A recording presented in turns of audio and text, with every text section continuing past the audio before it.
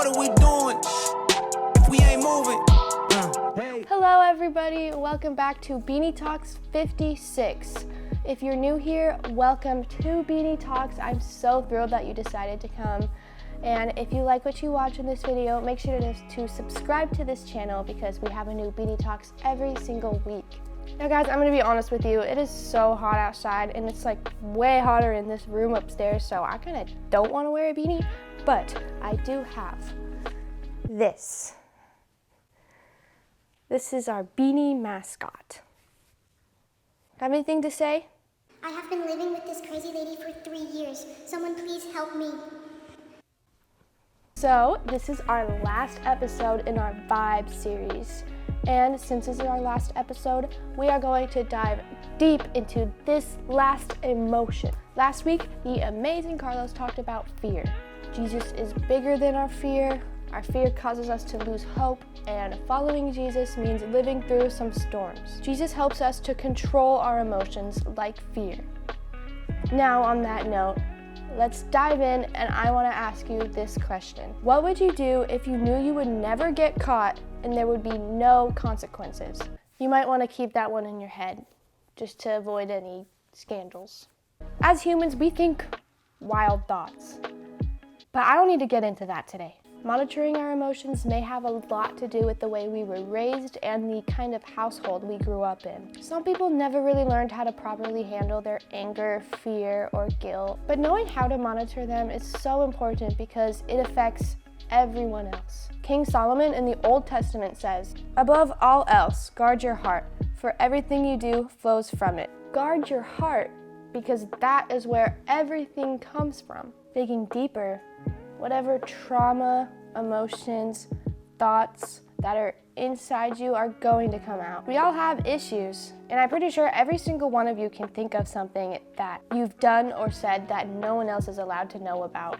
So when this trauma, thoughts, emotions come out, we really react with one negative, controlling emotion, and that's guilt. And to unpack what guilt really is, I want to split it up into these two categories. First, false guilt. False guilt is when you would feel bad about something that you didn't actually do. You're innocent. Something may have happened to you that wasn't your fault, but you still feel guilty. Or you feel guilty for something that happened to another person that also wasn't your fault. That's false guilt. Actual guilt is that gross, shameful feeling you get when you knew you did something that you shouldn't have done, or when you hurt someone who deserved much better. I think feeling this guilt isn't terrible because it's not like you can control it. Sometimes it becomes a problem when you let it become a part of your identity. So in a panic, you try to reduce those intrusive thoughts that come from the guilt, and you think things like, I wasn't the only one. I was going through a bad phase. It's not my fault. But saying these things and thinking these things just feeds into the guilt and gives it more power. It creates a relationship where you feel like you owe something. When we hurt someone, we take away things like their trust, their reputation, or their self-esteem. And that's what makes you think you owe them something, like an apology. But guilt isn't something you can fix like that. It's not something you can just pay back and hope it goes away. It's more like a burden that's casted on you that throws you off balance. What I mean by this is, for example, you say something mean to your family member and then later you go to hang out with your friends. When you're with your friends, you just feel kind of sad because you're guilty the whole time, and so that takes a toll on your other friends because you're hanging out with them, but you're all down in the dumps. So when you don't face that guilt, it evolves into anger. And anger towards yourself can turn into some pretty dark things. Anger doesn't just sit inside you and stay. Eventually it'll come out in different ways. Being rude to people, lack of motivation, self-harm. Truth is, we are all guilty of something. If we own up to our guilt and admit what we did wasn't okay, we'll see what we did for what it truly was. Sin. And you can't undo what you did. There's no Control-Z in real life. Eventually you'll see this past guilt isn't going to remain in the past, but it'll be stuck to your story. I'm sure you've heard this before, but your past does not define you. Now, let's take a look at Paul.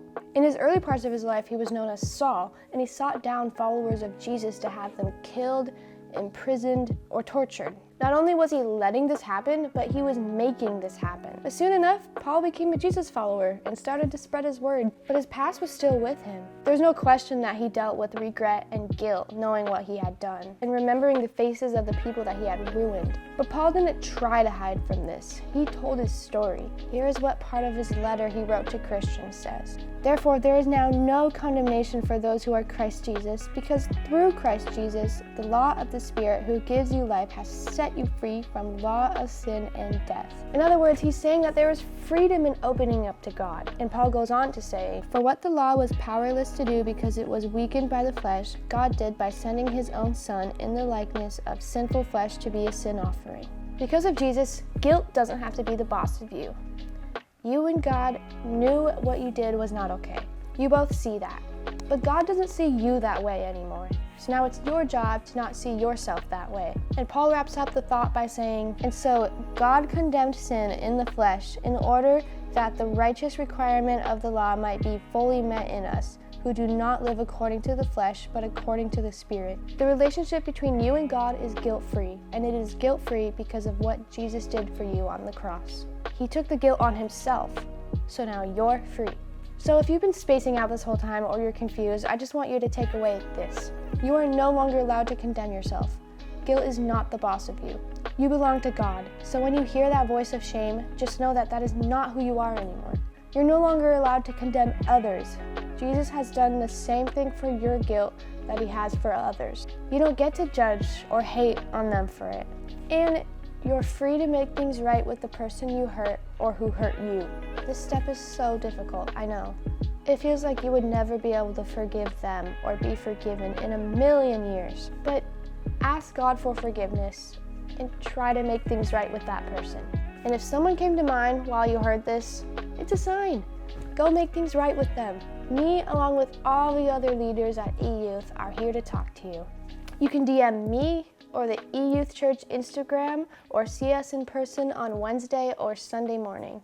Thank you so much for watching, guys, and I hope you have an amazing week. Keeping it moving, keeping it moving. What are we doing if we ain't moving? Hey. I have to go to school. I have to go to school now. What if I film Beanie Talks this close? Guilt does not define you.